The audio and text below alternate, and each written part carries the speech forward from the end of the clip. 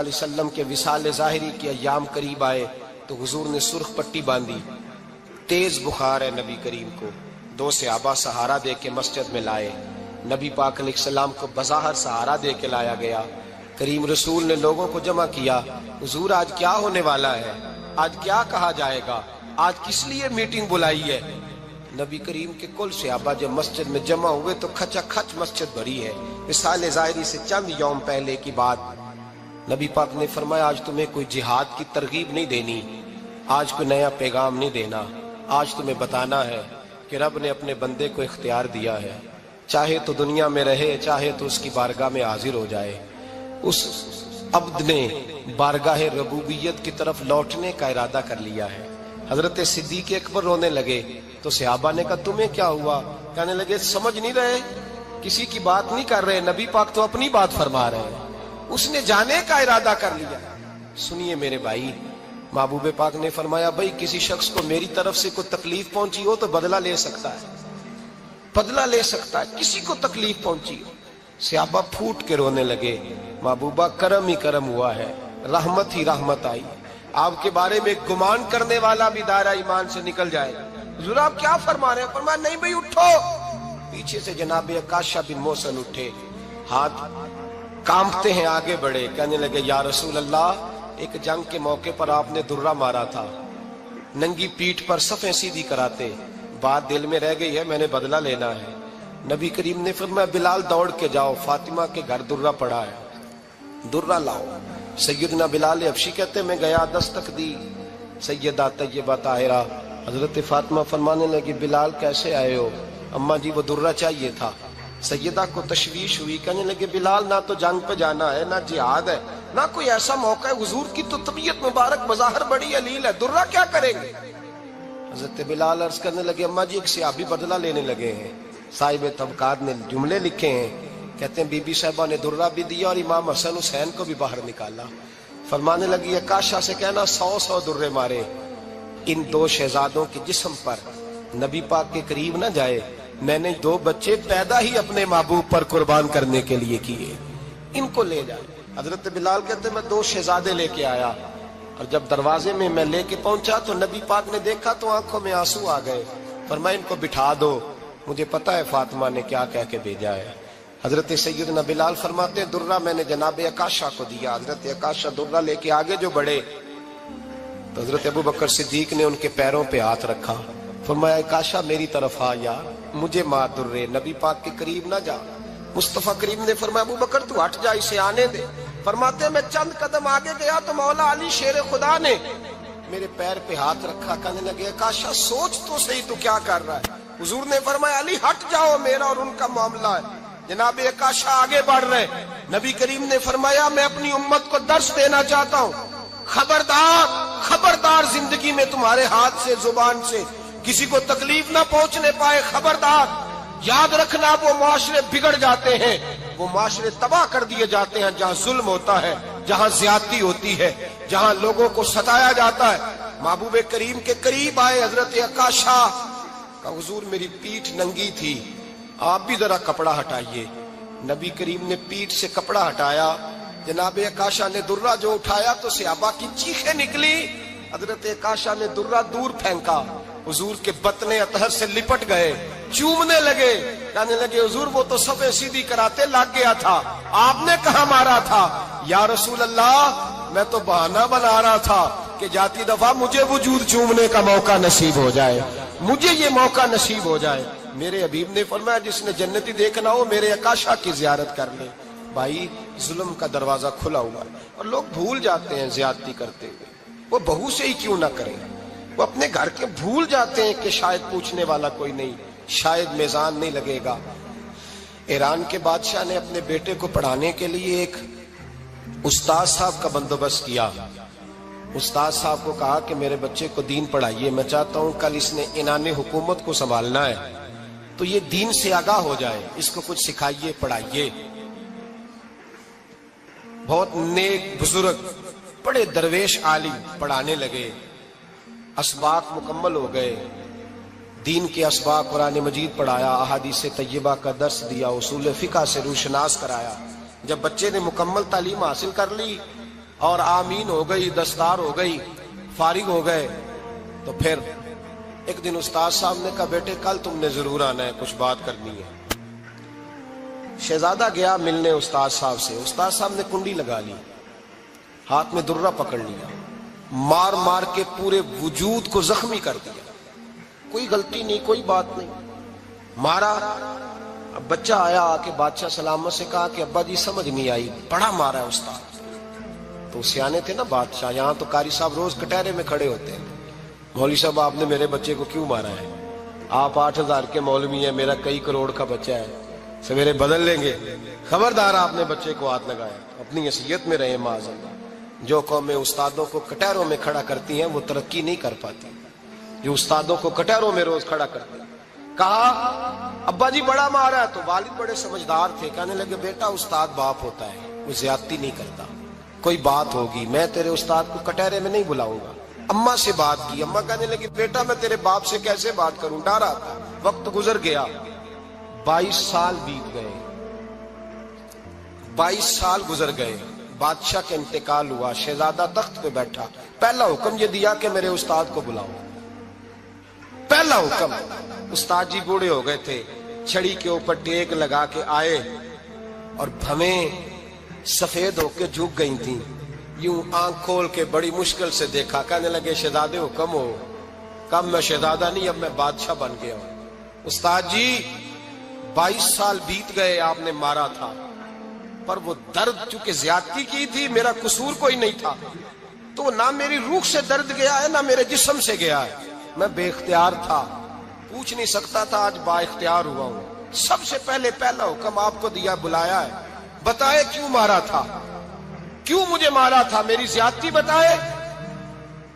تو استاد، بوڑھے استاد کی آنکھیں آنسوؤں سے بھر گئی، کہنے لگے بیٹے بس آج کے دن کے لیے مارا تھا، یہ جو دن آ گیا نا میری زندگی میں، اس لیے مارا تھا، یہ میں چاہتا تھا میری زندگی میں وقت آئے، آج کے بس میری مراد پوری ہو گئی۔ کہا صاحب کس لیے، مجھے بھی سمجھائے۔ آپ فرمانے لگے کتنی دیر ہو گئی تجھے مار کھائے ہوئے، کتنا زمانہ بیت گیا؟ کہنے لگا 22 سال۔ فرمایا زخم بھولے تو نہیں، درد ختم تو نہیں ہوئی، تمہیں بات 1 منٹ کے لیے بھی تمہارے حافظے سے محو تو نہیں ہوئی؟ کہا استاد جی روز رات کو یاد آتی، روز خیال آتا تھا۔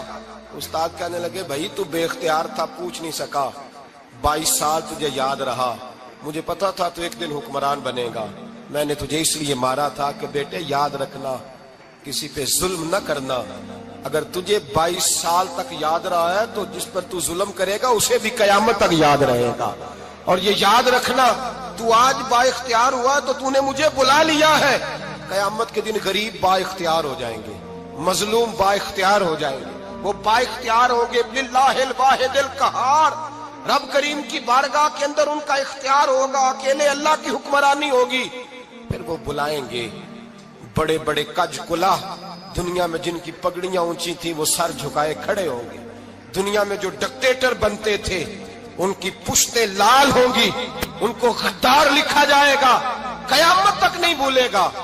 ظلم کرنا تو سوچ سمجھ کے کرنا، اتنا کرنا جتنا تم سہ سکتے ہو، اتنی زیادتی کرنا جتنی قیامت میں تم برداشت کر سکتے ہو۔ میرے نبی کریم صلی اللہ علیہ وسلم نے فرمایا ظلم سے بچو، یہ قیامت کے اندھیروں میں سے ایک اندھیرا ہوگا، زندگی میں زیادتی نہ کریں، اگر تھوڑی دیر کے لیے کوئی چیز برداشت کر جائیں گے تو وہ فائدہ دے جائے گی، کچھ دیر کے لیے اگر سہ جائیں گے تو نفع مل جائے گا، سہنے کی کوشش کریں لیکن زیادتی نہ کریں، نظر کو، سوچ کو، ذہن کو پاک رکھیں، اور میرے بھائی زندگی پوری ظلم سے بچیں، زیادتی سے بچیں۔ امیر المومنین حضرت جناب سیدنا عمر فاروق رضی اللہ تعالیٰ عنہ رات گھر میں تھے تو رونے لگے، بڑی دیر تک روتے رہے، والدہ اٹھی تو صاحبزادے سے کہنے لگی پتہ کرو تمہارے باپ کو کیا مسئلہ ہے۔ شہزادے آئے، کہنے لگے امیر المومنین والد گرامی کیا ہوا؟ تو حضرت عمر فاروق کہنے لگے بیٹا اپنی اماں کو بلاؤ۔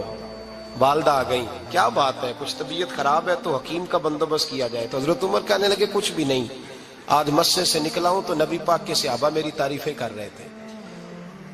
یہ حضرت فاروق اعظم کے وصال کے قریب کے دن ہے، تعریفیں تو حضرت یہ رونے کی بات ہے کہ خوش ہونے کی؟ آپ فرمانے لگے نہیں، سوچتا ہوں باہر تو میں اچھا رہا ہوں، پتہ نہیں گھر میں ہی کوئی زیادتی نہ ہو گئی ہو، پتہ نہیں تمہارے ساتھ بھی میرے معاملات ٹھیک تھے کہ نہیں۔ صحابہ تو تعریف کرتے ہیں، رو رہا ہوں تمہاری وجہ سے ہی نہ الجھ جاؤں، بیوی ہی نہ کہے میرا حق ہی ادا نہیں کیا۔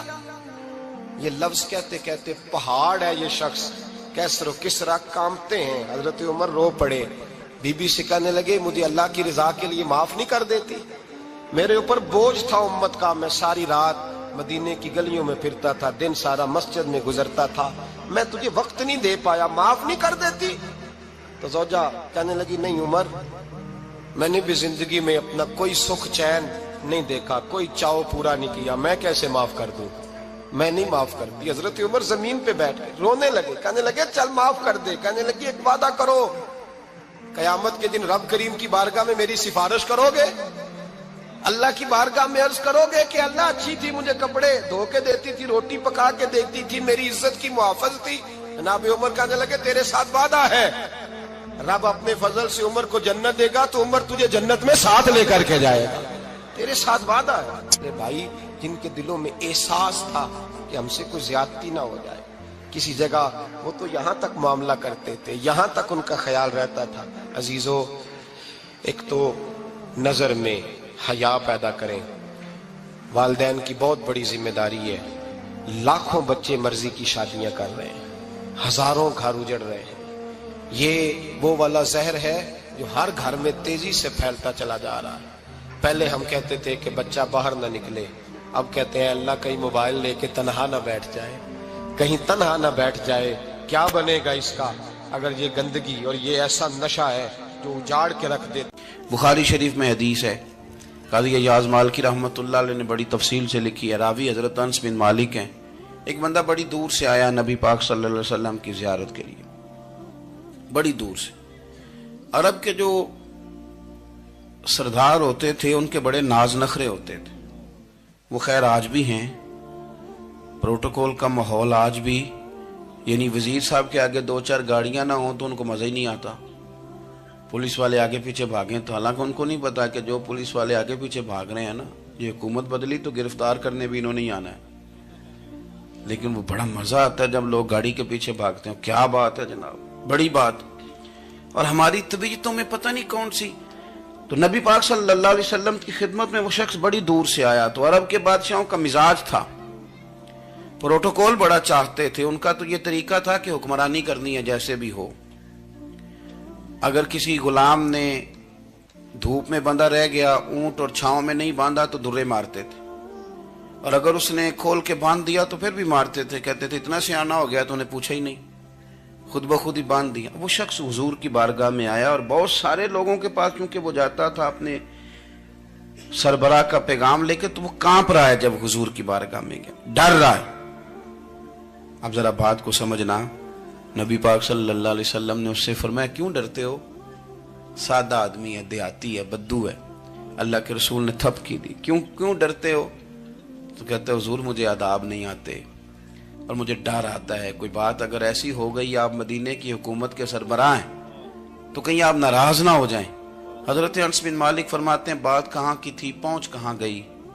جب اس نے یہ کہا نا کہ آپ تو حکومت کے سربراہ ہیں، کہیں کوئی غلطی نہ مجھ سے ہو جائے، تو نبی پاک کی آنکھوں میں آنسو آ گئے، حضور رونے لگے، اور نبی پاک صلی اللہ علیہ وسلم فرمانے لگے نہ بھائی، تو کسی حکومت کے سربراہ کے پاس نہیں آیا، نہ تو اس بیٹے کے پاس آیا ہے جس کی ماں گوشت کے خشک ٹکڑے کھا کے بھی گزارا کر لے گی۔ میں تو ایک غریب ماں کا بیٹا ہوں۔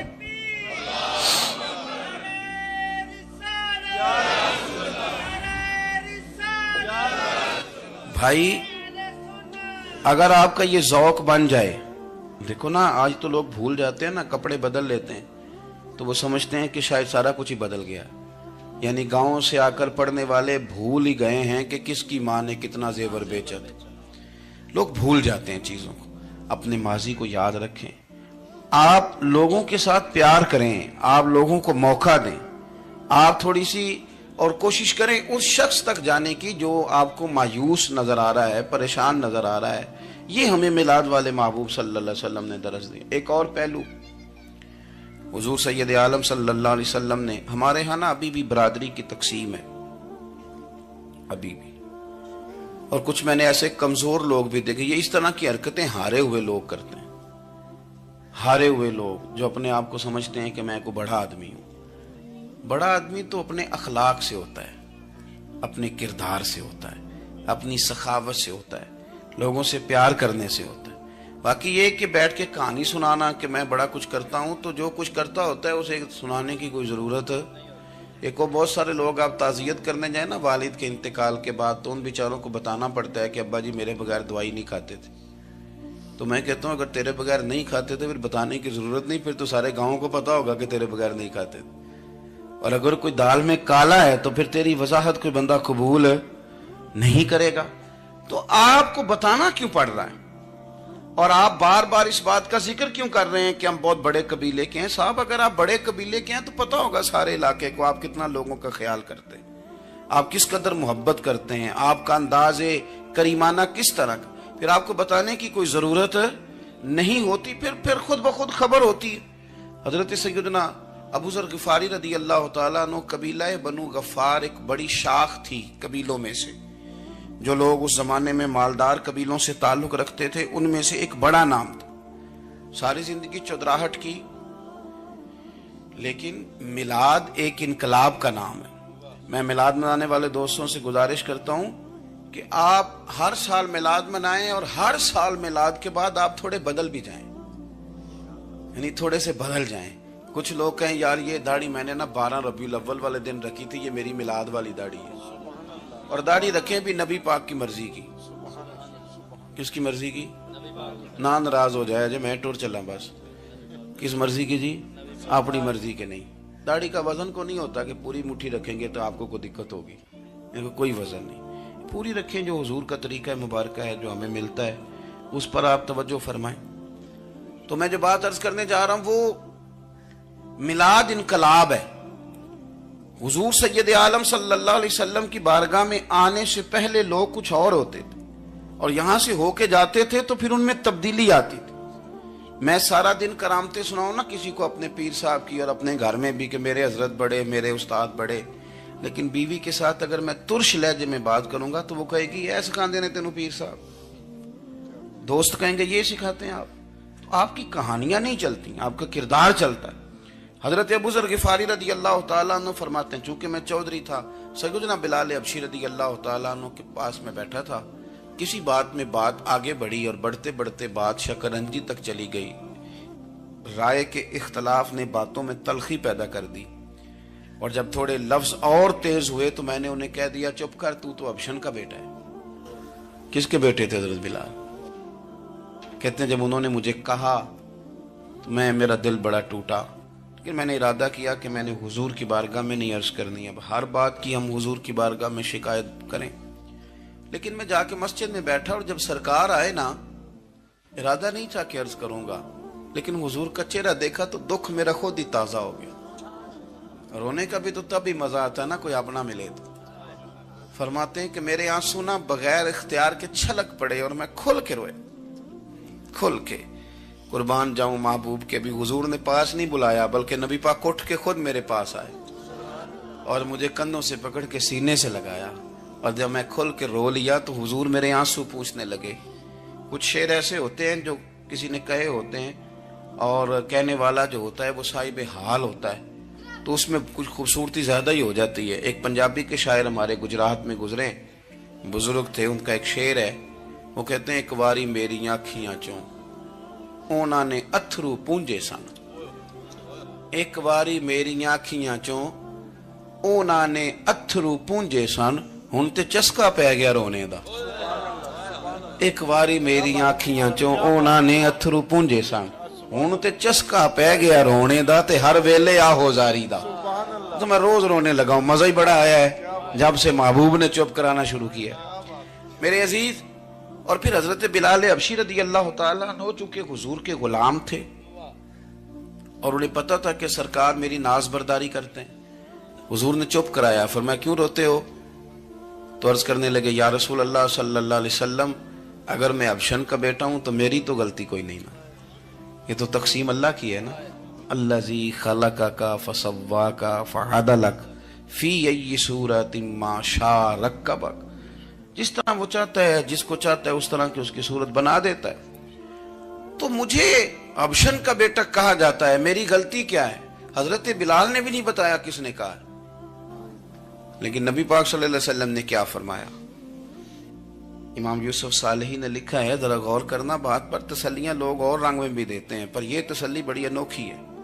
حضور فرمانے لگے، بلال اگر تو ابشن کا بیٹا تو پریشان کیوں ہوتا ہے؟ کالے رنگ والی ماں کا بیٹا ہے تو پریشان کیوں ہوتا ہے اگر تیری والدہ کا رنگ کالا ہے تو؟